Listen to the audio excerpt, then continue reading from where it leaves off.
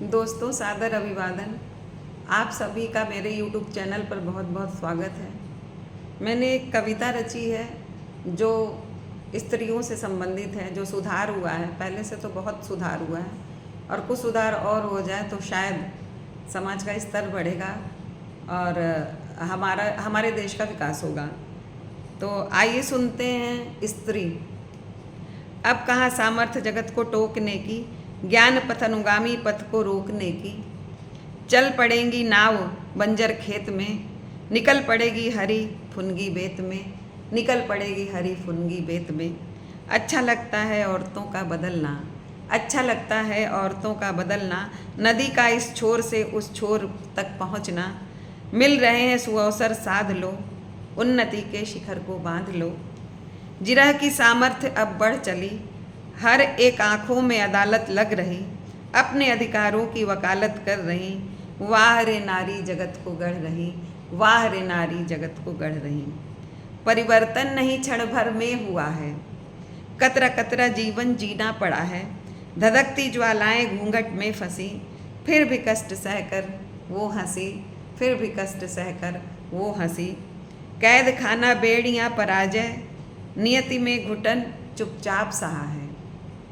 एक निरर्थक परंपरा का बोझ ले, मांस पिंडों का अलाव जलता रहा है, मांस पिंडों का अलाव जलता रहा है।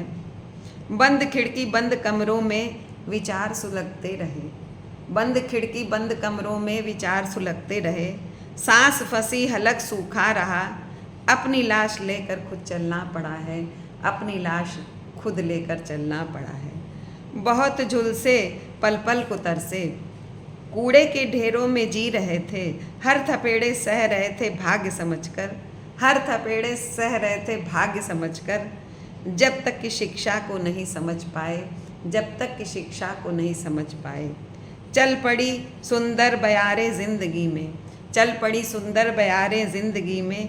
था ले रही सरकारें अब जीवन में, था ले रही सरकारें अब वतन में। पढ़े बेटी कह रहे, पढ़े बेटी बढ़े बेटी कह रहे। आधी आबादी का हिस्सा दे रहे, आधी आबादी का हिस्सा दे रहे। जी लो जी भर के खुले आसमान है, जी लो जी भर के खुला आसमान है। बंद तुम्हारी मुट्ठी में ये जहान है। टूटी जंजीरें उतरी बेड़ियाँ, पाँव के नीचे लगी हैं एड़ियाँ। दूर नहीं छितित अब पास है, जीवन अब मेरे घर के आसपास है, जीवन अब मेरे घर के आसपास है। जलते सूरज की किरण उजाला बन गए, दबे कुचले तन को आसरे मिल गए।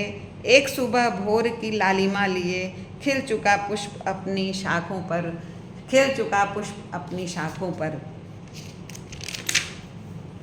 अब समय परिवर्तित हो चुका है, अब समय परिवर्तित हो चुका है। अब नहीं चुभती बेटियां फांस बनकर, अटकती खटकती नहीं कांटे के जैसा।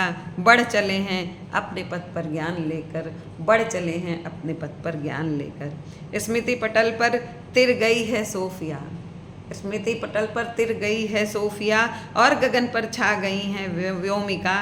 एक इमारत गढ़ चली हैं बेटियां, पढ़ चली हैं बढ़ चली हैं बेटियां, पढ़ चली हैं बढ़ चली हैं बेटियां।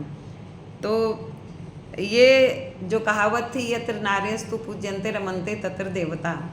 देवता का वास भी वहीं होता है जहाँ स्त्रियों की पूजा होती। पूजा का मतलब कि समान अवसर, शिक्षा में, रोजगार में, स्वास्थ्य में, सभी में कहीं भी असमानता न हो, लैंगिक विभेद ना हो।